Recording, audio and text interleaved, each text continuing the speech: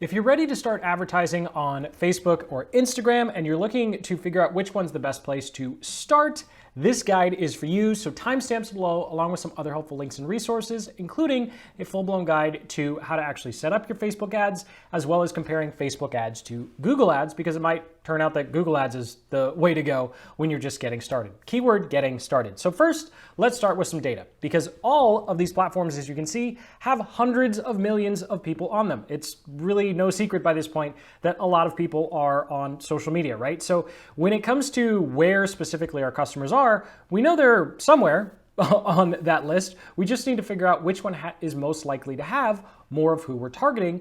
And so it's not really about the number of users or how many people are on the platform in general, but more a question of who is on these specific platforms. So in the context of Facebook and Instagram, as you can see here, this demographic data shows that Facebook does tend to have a older audience, and Instagram has a younger one. Although it's being relative, if we added TikTok here, then we'd be having a completely different discussion about demographics. But going back to our diagrams here, you can see that if we were, say, had a product or service targeting people over the age of 45, it probably would make more sense to start with Facebook versus a product or service that's really specifically designed for someone under 30 for whatever reason. Then you probably want to start with Instagram. And then we have that age range in the middle where it doesn't really seem to make a whole lot of difference. And the real reason this isn't a big deal is because Facebook and Instagram are on the same platform. So when you go to set up your ads, you have the exact same targeting functionality. So even though Instagram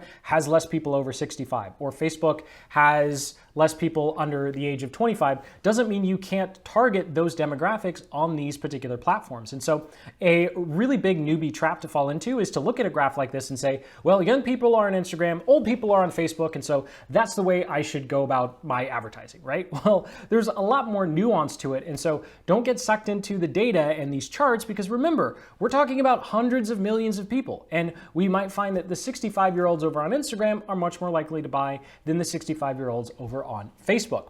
Now, the other consideration we have is, of course, going to be cost. And as you can see from these two diagrams, thank you to WordStream and AdExpresso for all of the graphics and information here, you can see that Facebook is going to be slightly more expensive. Now, of course, it can get a little confusing here because there's lots of different conflicting articles and data and experiences out there. I've talked to some marketers who are like, yeah, but you know what? It's worth it over on Facebook because people tend to buy more. And I've had people tell me the exact same thing about Instagram. Now, it's mostly going to come down to your creative, but we'll save that for the next section. For now, taking a look at these costs, you can see that it's going to be slightly cheaper to run ads on Facebook, but that doesn't necessarily mean that you're going to get more leads or sales. Just because you get more clicks doesn't mean those are really good quality clicks. Now, when it comes to choosing between these two platforms, my personal opinion is everything we've talked about thus far really isn't all that important. This next part is what's really going to separate the successful advertisers from the ones who feel like Facebook and Instagram are just stealing their money, and that comes to your ad creative. Because when it comes to creating your ads, that is the images and videos that you use, and of course, the text that you put in your actual ads, that's going to be 80 to 90% of your variable of success. And so whether you go with Instagram or you go with Facebook, ultimately at the end of the day, it's that creative.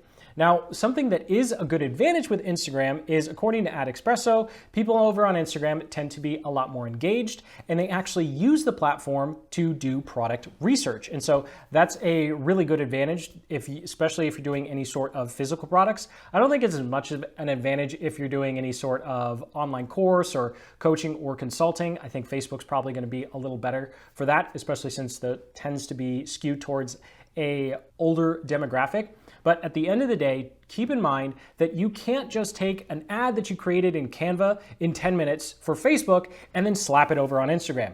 It's not going to work. With the increased engagement on Instagram means you have to put a lot more effort into the ads that you're actually creating. That is the creative, the videos, the GIFs or GIFs. I always say it wrong. And no matter what you decide to choose, you do need to make sure that you create ads specific for the platform. So your Facebook ads should look like a Facebook ads, and your Instagram ads should look like an Instagram post. And so the bar is just so much higher over on Instagram. So if you're brand new to advertising and and you want to get a feel for where you should start, your competitors have already answered this question for you, and probably should have started with this now that I think about it, but you can go over to something called the Facebook Ads Library, and then you can search competitors. Like, let's say I'm an accountant and I want to see what TurboTax is up to, and you can see here that we have this nice list of all the ads TurboTax is running. Plus, when we click into some of the details, we can see if they're running the ad on Instagram or Facebook. And so you can go to big brands and even small competitors in your niche and then just start seeing, are they putting more ads on Facebook or are they putting more ads on Instagram? And then most likely if they're paying more to play on Instagram, that means you should probably do the same, right? Just keep in mind that when it comes to Instagram, you're going to have to do a lot more work when it comes to just graphic design and creating engaging ads that don't actually look like an ad, because while the Instagram engagement is high, we do need to make sure their ad fits in the context. I think I'm a broken record at this point. So thank you so much for watching. Sincerely hope you got some, at least food for thought between the two different ones and which one you might want to start with. Go ahead and comment below if you're still not sure. Just let me know what type of business you have, what type of products you have, and we can figure that out. I do read and reply to every single one. And make sure you check out the link in the cards and the description to Facebook versus Google Ads, because Google Ads might actually be better than both of these, right? So hit that like button, subscribe for more marketing guides just like this one, and until the next, keep building the business you love.